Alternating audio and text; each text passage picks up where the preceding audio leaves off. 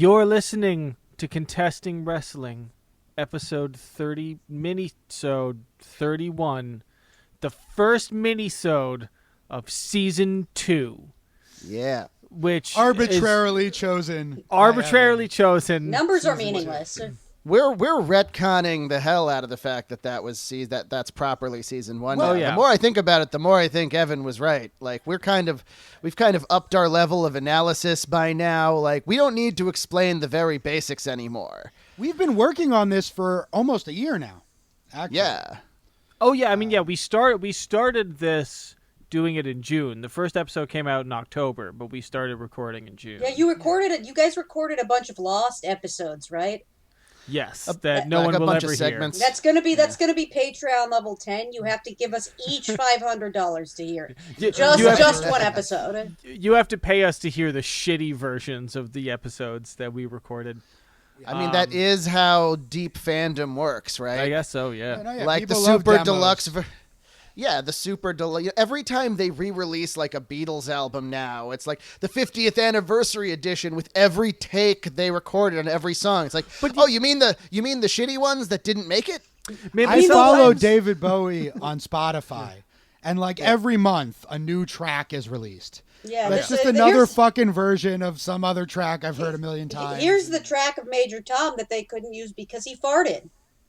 Yeah. Now, sometimes, every once in a while, those are much better. Like I know, when they came out with those Black Sabbath, Sabbath basement tapes in the 90s, that was like recording, like a shitty recording of them in a rehearsing in an empty movie theater in 1968, and it was fucking awesome. Oh yeah, like the original lyrics of War Pigs. The farts really add to the sound. Turns out. Yeah, that's true. You kind of get a fart sound in a lot of those early recordings just because of the dynamics of the rooms that they were in. You know, the original Black Sabbath by Black Sabbath demo is pretty farty. That's actually why Geezer Butler became a vegetarian and then was famously a lifelong vegetarian after that. Oh, tell your Geezer Butler story on Podcast Doc. Okay, so it's a good one day in Philadelphia at night, I was going with Katie here to my local beer store to acquire beer. The shady but beloved. What was it called? Beer Town. Beer Town. Yes. It used to be called Hoagie Town, but then they realized the locals in the neighborhood still called it Hoagie Town. The shady but beloved beer store that used to be a hoagie stand is the most Philadelphia concept I've ever heard in my life. Well, nobody bought hoagies there, so they stopped serving hoagies and then turned it into Beer Town. Yeah. And even though everything was behind bulletproof glass, it was an excellent beer store. You could get the cheapest crap imaginable, all the way up to those handles for $30 of really nice craft beer. Anyway, I get some beer, and as I leave the store, one of the local drunk guys starts not being belligerent, but kind of shouting at me and I'm like, yeah. And he kind of shouts at me, Geezer Butler. And I'm like, yeah, man, Geezer Butler.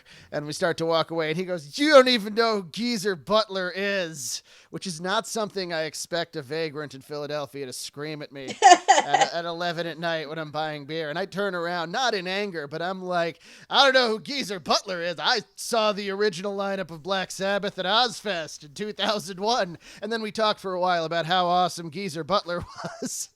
And then I went home and drank all that beer. Why do delis in Philadelphia not ever sell coffee? I don't know. Man. It's so fucking hard. Yeah, and the ones that do sell shitty coffee. And, I felt when we first went to Philly in 2009 for King of Trios and had to get around Philly, I was like, damn, people in Philly are just a little bit slower. They you ask for directions and maybe it's just they're not drinking coffee. And I guess they don't. Maybe they don't have reason to. Yeah, you don't mean they're dumber. They're just a little slower. It takes a little while to get the information out of them. Whereas in New York, if you spend an extra second explaining something in more detail than is necessary, you're going to lose your audience. If you ask somebody directions and they say first, you get offended at them for wasting your time. You're gone asking someone else for directions by then. Right.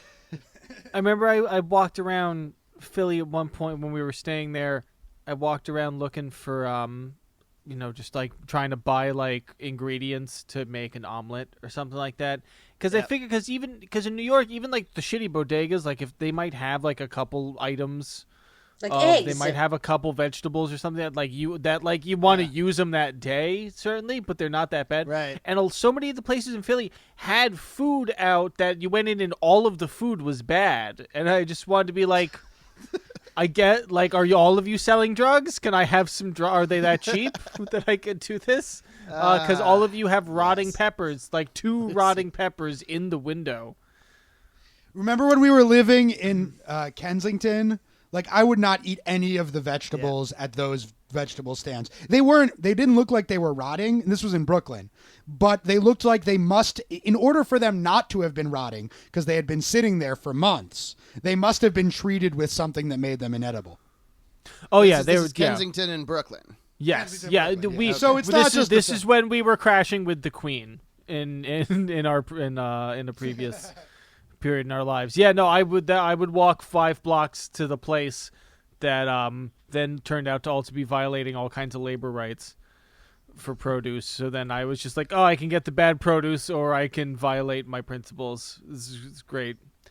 The guys working in that Turkish deli were super cool. Oh yeah, right downstairs. But the food not so much. Orange Cassidy. Right. So we're reflecting on episode 30 that was about Orange Cassidy. One thing I wanted to say, so I told this story about Chuck Taylor trying to sell me an Orange Cassidy t-shirt in 2009 when I had not heard of Orange Cassidy. I didn't actually see Orange Cassidy wrestle until 2012. And that was way before. It's only now in the last 2 or 3 years that he's actually risen to prominence at all. So that was a really fucking slow burn on developing that character.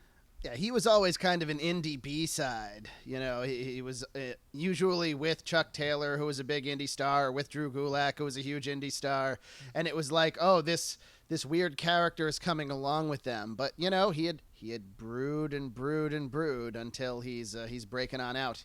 But this instance with Chuck Taylor was years before even that. Yeah. Before he was even a side character. So, I'm wondering, did the t-shirt come first? Did they just make a t-shirt for Orange Cassidy?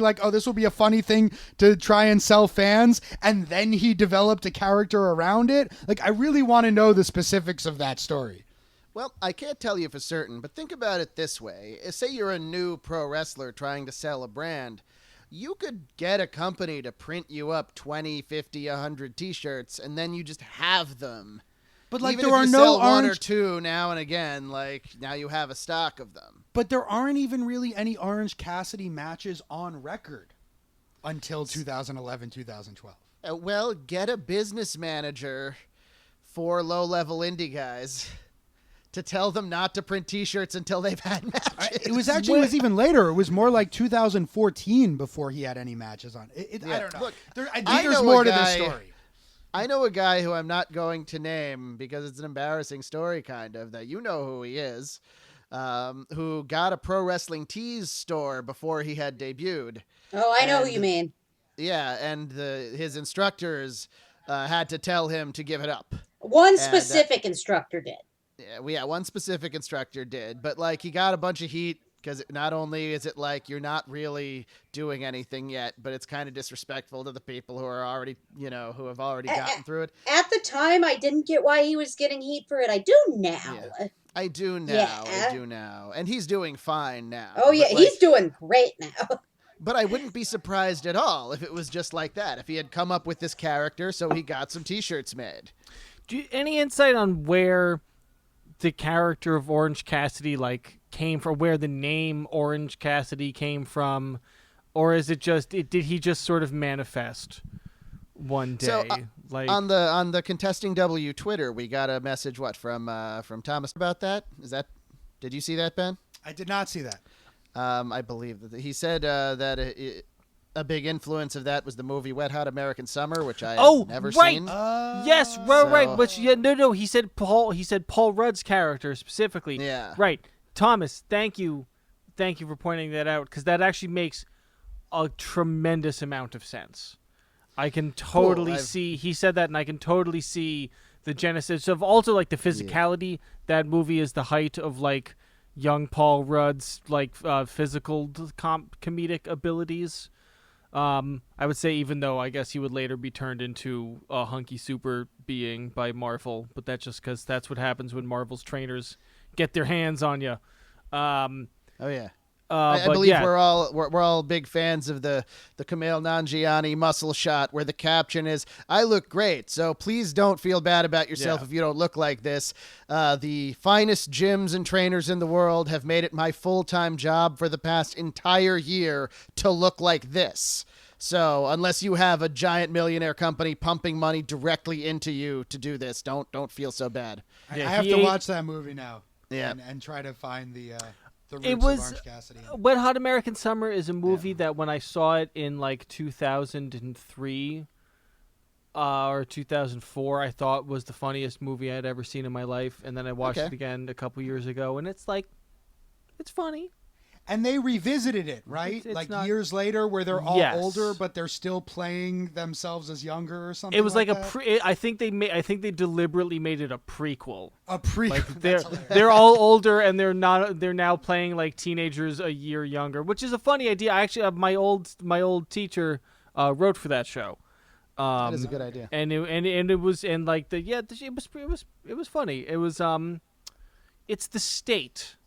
The people who made The State made it, which was hilarious when we were kids, and I have not seen it since, so I couldn't tell you how it is. So a few other things, we talked about Orange Cassidy pulping up in the Kikutaro match. In AEW, the crowd chants "No Pulp" for him. So he's declared himself to be a no pulp orange. He is pulp free. Drink. Pulp free. Pulp free. That's what they chant, I think. Pulp free. Huh. I wonder what pulp represents. Well, like extra, like pulp, like when you talk about pulp movies or Pulp Fiction, like things like that, pulp is just like not very substantial, right? Like something that's filled with pulp, like wood that's mostly pulp. Is like very easy to break. It's not very substantial. So I think that's the connotation there. I think you're looking way too far into it. I also think you are looking too far into this, Ben. With orange juice, I think that pulp is for the strong. Pulp is hard. Yeah, it's hard to consume pulp. It's like if you drink it wrong, it hurts. That's right. It's like it's a juice that you can be bad at. And there's something about that I enjoy. I do like pulp in my OJ. I don't know. I would drink all pulp if I could. I mean, yeah, I like pulp too. But I think the idea maybe is that the no pulp is more refined. I think the idea is that people who are 17 like to post wacky pictures with like words on them that don't have to make any sense. And that's the primary way of communicating now. And I think that's where whatever that phrase would be is.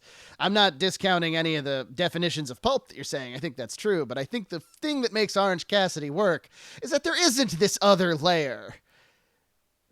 We've spent so much time in pop culture trying to make like the densest, most thick things that you can find layer after layer that keeps giving. And Orange Cassidy, it's like, no. It's not there. What you see is what you get. He comes out, he gives the half thumbs up, he wrestles if he feels like it, and that's all. Hey, no pulp.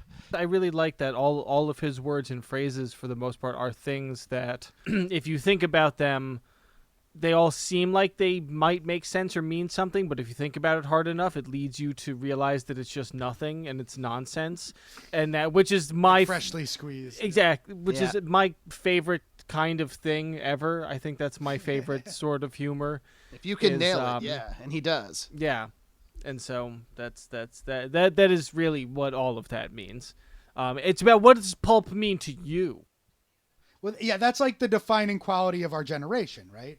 Like it's like the postmodernism. Yeah. Where not only does nothing mean anything, but we recognize that nothing means anything, but we're just going to construct whatever fucking meanings we want.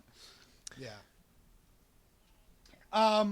So yeah, I wanted to confirm that Ebisan was that name is owned by Osaka Pro Wrestling.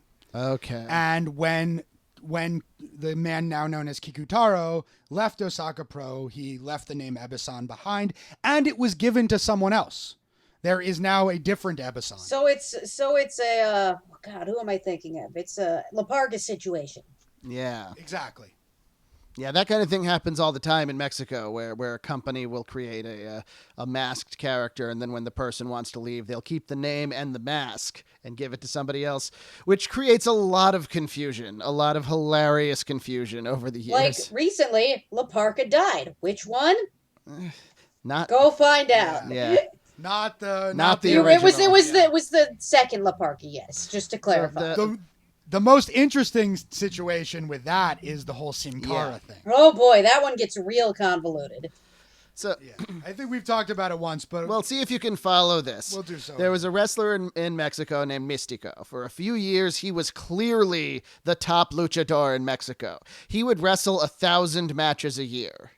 Think about that for a second. But there was another Místico before there was him. another Místico before him who did not have nearly that much success. But the man that brought Místico that much success was clearly top luchador in Mexico. So the WWE wanted to sign him. So they did, and then changed his name because CMLL owned Místico. He changed his name to Sin Cara. So as the Sin Cara character started going, they pulled a gimmick where somebody else came out in a Sin Cara mask to be like dark Sin Cara. But that, no. Wait, Am I getting this wrong? Wait. That's not okay, you go on. You're getting it wrong. So the original Sin Cara was kind of a flop to begin with, and very soon got injured. So they brought in the other guy who was named Místico to be Sin Cara for a while and wear the mask. But eventually, the original Sin Cara healed up, and they brought him back. Well, then what to do with the other Sin Cara? Then they made him Dark Sin Cara and had the two of them fight over the Sin Cara identity.